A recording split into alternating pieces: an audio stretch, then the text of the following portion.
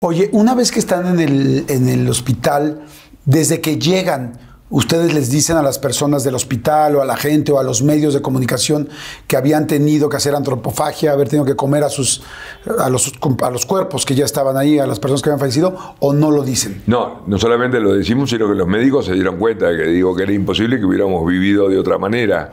Digo, o sea, y todo el mundo lo entendió en ese momento. Pero era gracioso, y está en esta película de Bayona. Llegamos en un lugar chico, San Fernando es un pueblo chico, el hospital estaba lleno de gente y una señora, por ejemplo, se me acerca con un niñito y me pide que se lo bendiga. Está en la película, y lo bendiga como que yo venía de un santo, como un santo. Y a propósito de la amistad, que a mí me importa, al principio de la película Viven, que lo escribí yo, que me representa John Malkovich, ni más ni menos, uno de los actores más importantes del mundo. Yo digo, algunos de nosotros somos amigos, otros no tan, puntos suspensivos. Y Canessa me dice, Carlitos, nosotros tenemos que transmitirle al mundo que éramos todos amigos. Yo digo, no, Canessa, nosotros no tenemos que transmitirle al mundo nada, más que la realidad. Pues yo soy amigo tuyo, pero no soy amigo del otro, porque la relación que tenemos es la relación que vos tenés con tus compañeros de clase. Con algunos sos amigo, con otros sos menos amigo, con otros no los querés ni ver, porque en ese momento estuvimos todos juntos por la historia.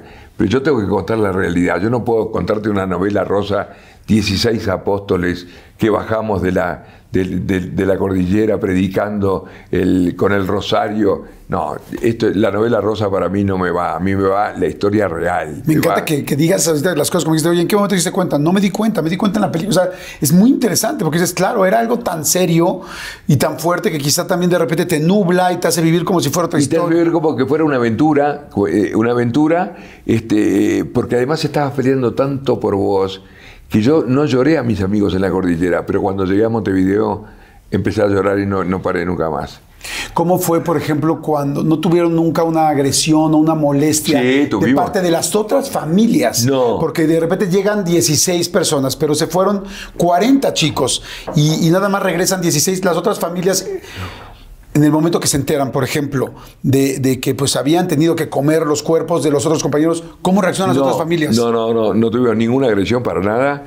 Lo único que la madre de uno de los que murió, que era amiga de mi madre, le dijo: Madelón, prefiero por este momento no verte. ¿A tu mamá? A mi mamá. Porque mi hijo murió 3 veces. Murió cuando se cayó el avión, murió cuando murió, que murió en la avalancha, y murió cuando aparecieron los chicos. Y cuando yo me enteré que no estaba. Que todos estaban. Porque ellos, el sentimiento natural le hubiera sido que no hubiera aparecido nadie. Si tu hijo no aparece, que no hubiera aparecido nadie. Eso es natural, digo. Y yo creo que la gente tiene que vivirlo lo natural. Yo me ponía en el caso del revés. Digo, si hubiera sido mi padre, y a mí me hubiera molestado de que hubieran vivido unos y otros no. Claro, esa es la realidad. Esa grieta que se creó naturalmente, Bayona la cierra con esta película. Fíjate que es importante en un mundo que está agrietado entre ucranianos y rusos, entre palestinos e israelíes. Creo que esta película es una película muy sana para que habla de la unidad, que eso es lo que más importa, de que todos unidos podemos salir adelante. Claro. ¿Cómo fueron los siguientes días después de que ya salieron del hospital, después de que los alimentaron, después de que los rescataron? Pues porque también médicamente, físicamente me imagino que estaban muy golpeados, pero ¿cómo fue el reincorporarse a la sociedad? ¿Cómo fue la parte mental, psicológica? Y bueno, fue un momento, los momentos más felices de mi vida fueron esos 8 o 10 días después de que aparecimos. Mi madre me llevó, en aquel momento no estaba de moda los psicólogos, pero me llevó a un psicólogo y el psicólogo que era el más importante de Uruguay, dijo: Madelón, Carlitos tiene un carnet de salud mental aprobado. ¿Un carnet de salud mental aprobado? Sí, porque habiendo vivido esa historia y viéndome razonablemente bien, bueno, tú dirás mejor que nadie cómo estoy, pero digo, es una historia muy dura que nosotros la pudimos soportar gracias a que teníamos un carnet de salud mental aprobado. Okay. Y por supuesto que tuvimos más problemas con alguna prensa amarillista que se centraron en el tema de la antropofagia, pero ese tema perdió vigencia. Ninguna de las empresas, las grandes empresas, Procter & Gamble, las grandes, General Electric, todo, me contratan para hablar de la antropofagia, me contratan para hablar de trabajo en equipo, de toma de decisión, de tolerancia a la frustración, adaptación al cambio, encontrar recursos desconocidos. O sea que el tema de la antropofagia es un tema menor. Es más, yo hace 70 y pico de conferencias que les pregunto, digo, ustedes, les pido por favor que me contesten con honestidad, ¿alguno de ustedes no lo hubiera hecho? Nunca nadie me levantó la mano. Es más, te lo pregunto a vos. ¿Vos no lo hubieras hecho? Lo hubieras hecho. Por supuesto que sí. Porque querés la vida. Pero además tenía lógica, sobrevivir, la otra persona ya no está, yo sé que es algo fuerte.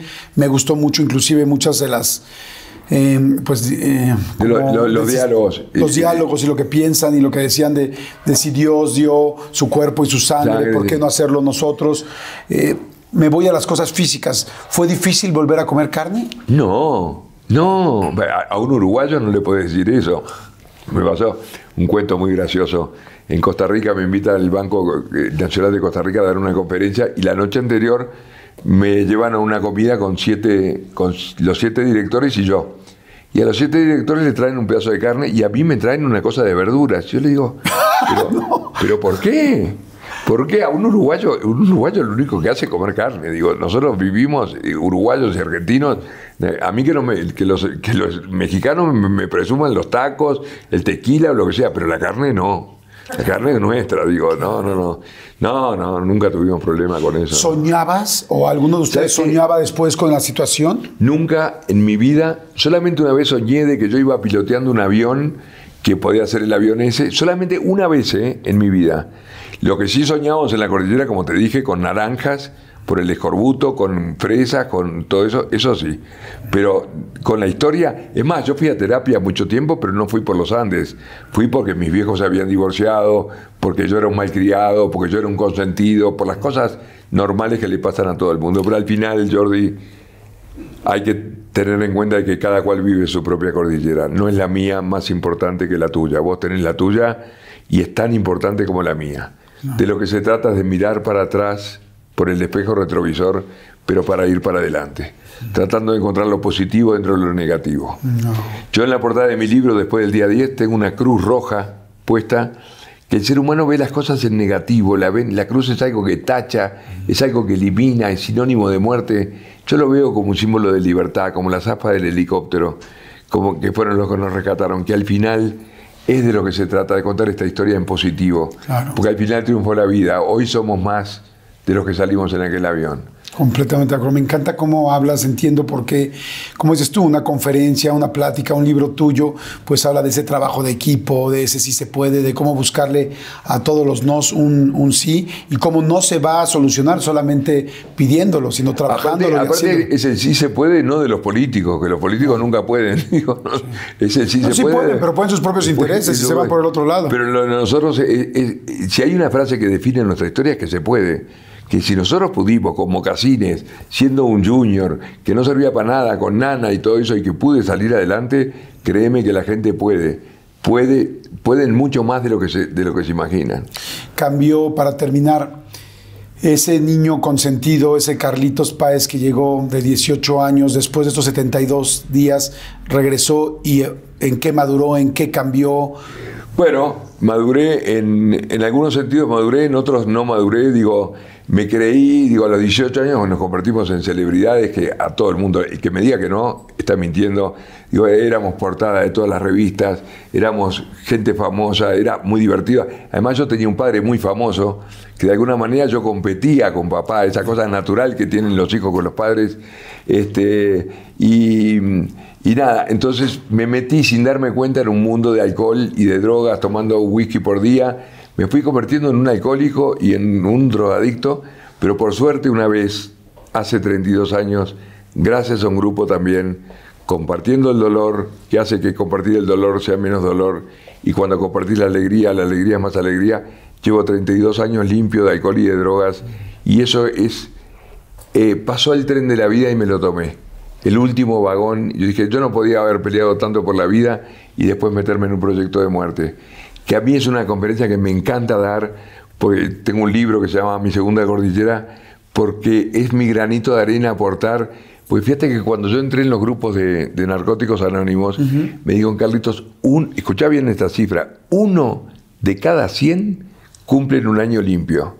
Y yo dije, yo seré ese 1 de cada 100, me agarré de eso, y cuando cumplí un año, comparé, nosotros nos reuníamos, éramos 14 o 15, el principio del grupo, nos reuníamos alrededor de una mesa de ping-pong abajo de una iglesia, y me acuerdo que cuando cumplí un año comparé la mesa de ping-pong con las aspas del helicóptero, porque esa mesa fue la que me dio el pasaporte a la libertad, a vivir limpio, sin drogas, sin depender del dealer, sin depender de todo, y eso es lo que me parece maravilloso de la vida. Digo, poder vivir libre, que fue por lo que peleamos en la cordillera a través de los helicópteros y lo que peleé después en mi segunda cordillera a través de dejar la droga. Me encanta, amigo Carlitos. Y sabes que ahorita escucho ese dato de 1 de cada 100, ese que puede dejar las adicciones, y tú dijiste, yo voy a ser ese 1, pero te diría todavía algo más allá que esto. 10, no sé cuántas personas, o 16 personas, quizá hay 9,000 millones de personas hoy en el mundo. 16 personas de cada 9,000 millones pueden hacer algo como lo que vivieron ustedes. No todo el mundo está expuesto a una situación como la de ustedes, pero por algo es el caso de supervivencia más grande que ha tenido la historia, prácticamente la humanidad. Tú bien lo dices y me encanta cómo lo comentas. Cualquiera de nosotros hubiera podido estar ahí. No somos extraordinarios, hicimos algo extraordinario, pero cualquiera lo podría haber hecho. Pero sí, yo les agradezco a todos tus compañeros, agradezco a toda la gente, lamentablemente las familias y las personas que fallecieron, pero sí nos han dado un ejemplo de vida. Hoy en esta entrevista has dicho 4 o 5 frases, 4 o 5 enseñanzas que yo creo que son importantísimas para la vida, y te lo agradezco. Te agradezco mucho porque nos dieron un ejemplo fantástico a todo el mundo.